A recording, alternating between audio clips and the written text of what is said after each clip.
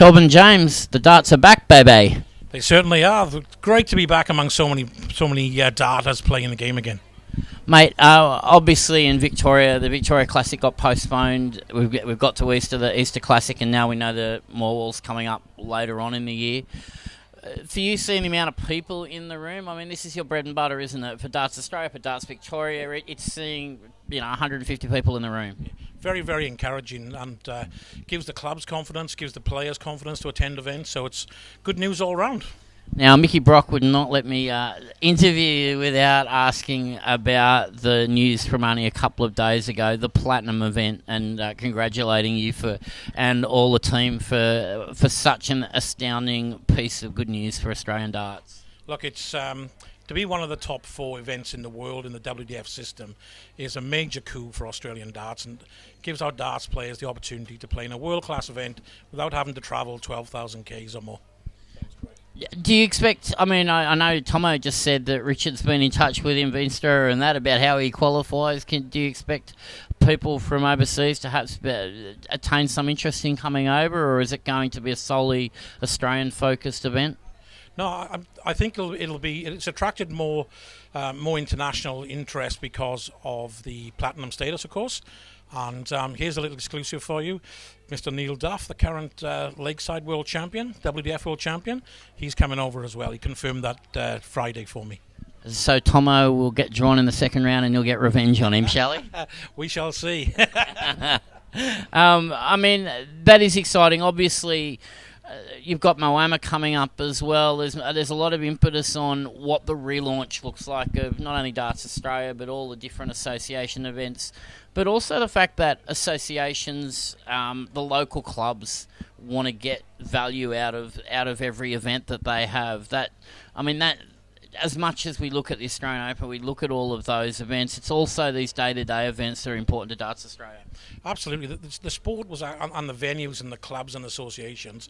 They've been decimated for 2 years, and it's this event today proves that dart players want to play darts, and I'm sure we'll see this across the country. So get behind your associations, attend your events. It's time for an uprising of the sport again. And that's one thing that we have lost over the event. Obviously, everybody's been affected, but clubs have been decimated. Yet the opportunity to play at somewhere like Geelong Darts Club, which, I've got an affiliation with Geelong, which is pretty well known. I'll call it the home of Darts Australia, Darts Victoria. I hope it's of Australian darts even, perhaps. But clubs like this are no longer as available or as ready to put on darting events than they previously were. So that's the new challenge, I guess. Yeah, that's right. I mean, we've got 3 super clubs, I'll call them, in Victoria, being this one, the Geelong Darts Club, the MDDA in Dandenong and Melton. And their activities came to a stop, so their revenue just stopped overnight, and they received minimal funding because they're all volunteer run. Now they've got to try and somehow find their own way back into being sustainable and profitable, so that they can invest more money into the sport to give the players more opportunities. If there is one thing, I guess, one message that's putting out there, which you just talked about, getting the players back, I mean, that's what's going to drive income, that's going to drive sponsorship. We know that online the world has changed, and we know that we can do a better presentation online.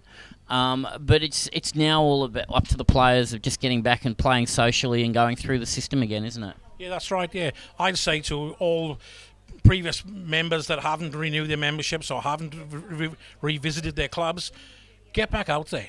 You've had a lot of enjoyment from the sport in previous years. It's time now for you guys to stand up, get behind your associations, get behind your leagues, and start playing bloody darts again. And for those people who are out there who want to know more, we know that we're going to work on the social media side and the media side just to get that message out there to people. What are Darts Australia's ambitions in that? I mean, I know, for example, the week-long national championships, it's a whole new level of coverage. How do people find out more? Where are we going to go to find out more from Darts New South Wales, Darts Victoria, etc., etc.? I think via local state associations, but please send us your information, because it's one thing that we're starved of. It's information from the social player. So if you've got some news out there, we'll promote your leagues, we'll promote your results, we'll promote your people. Just get the results and information into us. Yeah, really strong message. To promote the players is really important, but to promote social players is just as important to all of us. Kelvin, thanks for joining us. We're really excited about this. We look forward to tomorrow, and thank you for all the work that you've done to get this great game up and running again through Darts Australia. My pleasure, Stuart, and thanks for having me.